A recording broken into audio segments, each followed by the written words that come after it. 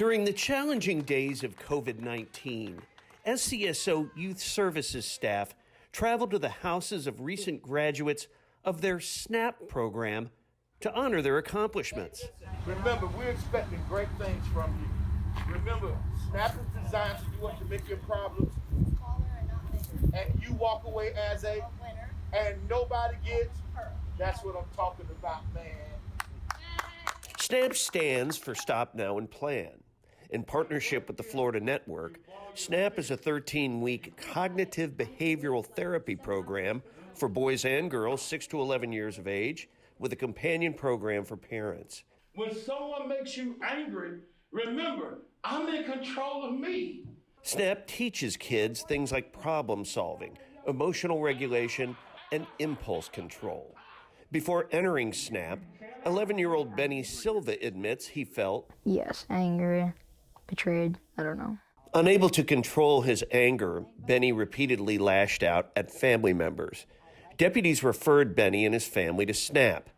School counselors, social workers, and school resource deputies are the ones who most commonly refer children to the program, or parents can simply ask for it themselves. It started helping me because they told you like different ways you can stop your anger, and all these kids were with me having fun. It was like fun while learning. Benny's mom, Melanie, was a bartender who'd started taking prescribed opioids after her son was born. It escalated to abuse. Caught in a self-centered spiral, the guilt of not being there as a mother drove Melanie to dependency and illicit drugs like heroin. It got to the point where I was suicidal because I didn't know how to live with the drugs. I didn't know how to live without the drugs, and I just wanted to escape life in general. Melanie ended up behind bars for 2 years on drug charges. Benny was living with his grandmother, feeling lost and angry. There were a lot of things that Benny did remember, and it was hard for me to try to get him out of going back to that.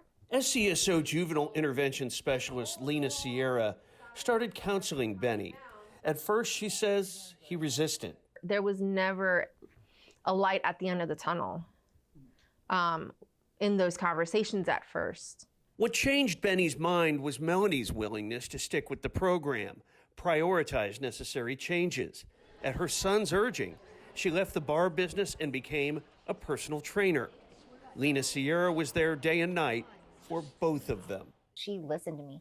She's one of the first people that's ever listened to me. This time I was like, hey, I really need help and I really want to change. And she like stuck by my side. She was a huge part of my success and Benny's success. These kinds of sweeping life changes, job, friends, habits, are never easy, but they're necessary, Lena says. When you trust and you kind of just surrender everything, not kind of, but you surrender it all, I mean, you can achieve the impossible. Once he saw Mom change and once Mom really showed him that she was vested in it, he just naturally continued with the change himself. Now clean for more than 1.5 years, Melanie has Benny living with her once again. I'm happy to be back, not angry anymore. I learned my lesson through everything.